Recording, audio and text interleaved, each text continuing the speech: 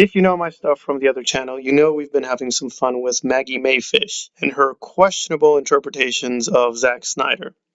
But we're going to take a break from that and look at her demolishing, critiquing, reevaluating a sci-fi classic. I will forewarn people, this time I will agree with her, but guess what? She's actually fairly reasonable. And given that she's a feminist, that is a little bit surprising. I don't mind feminist critics, but overall, I find feminist critics to be pretty bad. They just seem so partisan or so ideological or sometimes so ill-informed that it's not worth listening to. We'll hear her interpretation of a certain sci-fi classic and respond.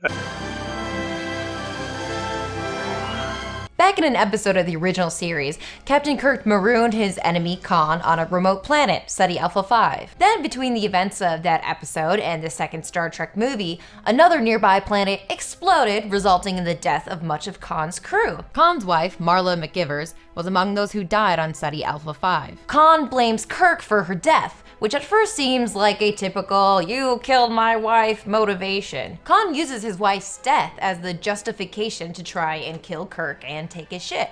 I shall leave you as you left me, as you left her. But this murdered wife motivation is not your typical paint-by-numbers studio decision. See, the reason Kirk marooned Khan in the first place is because back in the original series episode, Khan tried to kill Kirk and take his ship. Your ship is mine. I have shut off the life support system to your bridge. That's what Khan does. It's like his thing. He tries to kill people and take their stuff. His desire comes first, his justification is secondary. Khan doesn't form relationships because he cares about people. He forms them to use people, even after their death.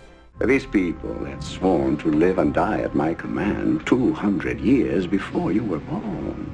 One of Khan's crew, Joaquin, tries to convince Khan to flee after they've captured the Genesis device. Full impulse power. No, sir. You have Genesis. You can have whatever you... Full power! Devil! But even when Khan possesses Genesis, a scientific instrument whose purpose is literally to create life, he's still focused on destruction.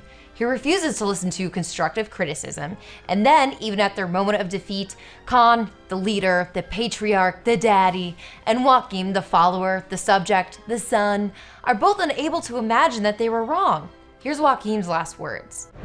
Yours is superior.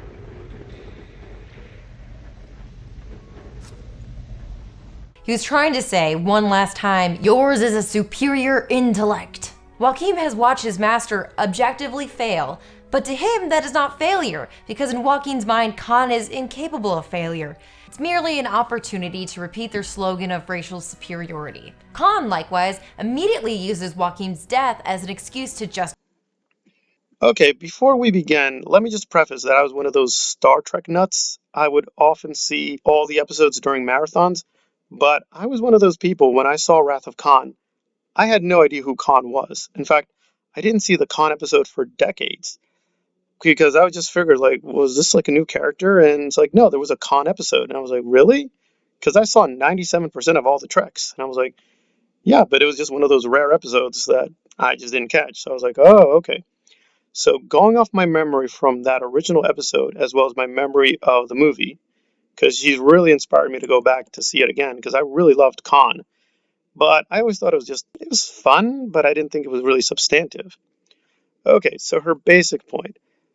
I do think it's correct that it's legitimate to see a kind of daddy theme, as she's arguing. I do think she has a point, because yes, Khan I do think can be passed off as this kind of authoritarian. Okay, so it's a passable interpretation. However, if I remember correctly, they really were very clear to kind of frame Khan as a, kind of like a Hitler person, but not just Hitler. He deliberately says Napoleon. So he's definitely a dictator, but he's much more Hitlerian in the way I remember it. And she does bring up a lot about his biology. So I think that we're trying to make the point that Khan, because he thinks he's genetically engineered, just thinks he's better, and that's his fatal flaw. So what she's saying is true, but I think she's being a little too narrow. And I understand where she's coming from, that as a woman and as a feminist, she's not very welcome in science fiction. Okay, that could be a generally valid point, but we got to be careful. Because I'm not going to defend my interpretation, but this is what I'm going to say, because I know these are just hot button issues. Like with Black Panther, I just don't think Black Panther is a good movie. I really am puzzled that people think it's a great movie. I think it's pretty lousy. But I understand that, obviously, for certain minority groups, it's just great to be in science fiction, so we should celebrate that. I understand that. I just don't think it's a very high quality film.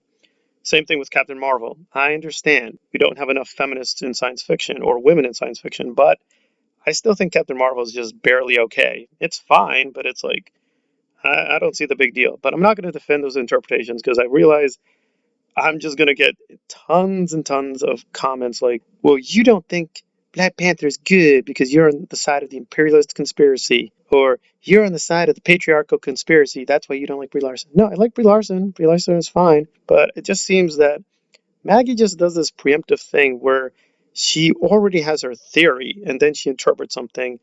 And if it doesn't agree with her theory, she just distorts the evidence. Here, she's okay. I do think she's right that there is this message in Wrath of Khan about being anti authoritarian. But I honestly read it more as Kirk is going to win because Khan is too arrogant and because he has this kind of Hitler ideology in his brain, and that's going to defeat him.